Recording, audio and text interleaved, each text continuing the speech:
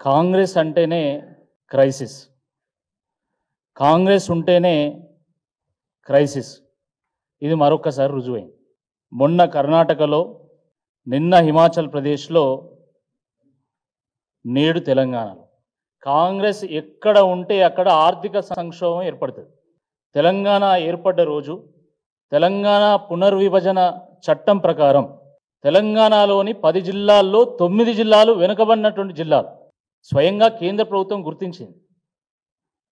ఈ 9 వెనుకబడిన జిల్లాలకు కూడా అభివృద్ధి కోసమని ప్రత్యేకంగా నిధులు కేటాయించాలని చెప్పి కూడా రీఆర్గనైజేషన్ యాక్ట్ చెప్పింది.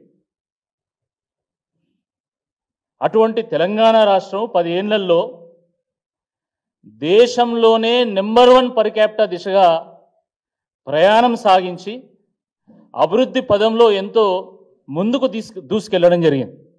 కానీ దురదృష్టకరమైనటువంటి విషయం ఏంటంటే, అదే తెలంగాణ ఈరోజు మార్పు మార్పు అని చెప్పి ప్రజలు ఆశపడి కాంగ్రెస్ పార్టీకి అప్పచెప్తే కాంగ్రెస్ వాళ్ళు పీకి పందిరేసిండ్రు, మొత్తం ఇప్పి కుప్పబెట్టిన రాష్ట్రాన్ని. ఈరోజు తెలంగాణ రాష్ట్రంలో రియల్ ఎస్టేట్ మొత్తం కుదేలైపోయింది.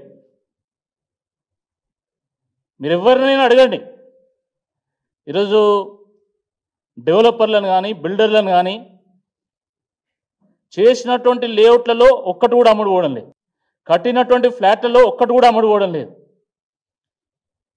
చిన్న చిన్న వాళ్ళు 5 కోట్లు 10 కోట్లు పెడితే పెద్దవాళ్ళు 100-200 కోట్లు పెట్టి ఈరోజు ఒక్క ప్లాట్ అమ్ముడుపోయినా చాలు అనే స్థాయికి ఈరోజు చేరుకున్నాం. అంత దయనీయమైనటువంటి ఒక పరిస్థితుల్లో ఈరోజు రియల్ ఎస్టేట్ రంగం ఉన్నది. ఇది వాస్తవమా కాదా ఒకసారి మీరు ఆలోచించండి.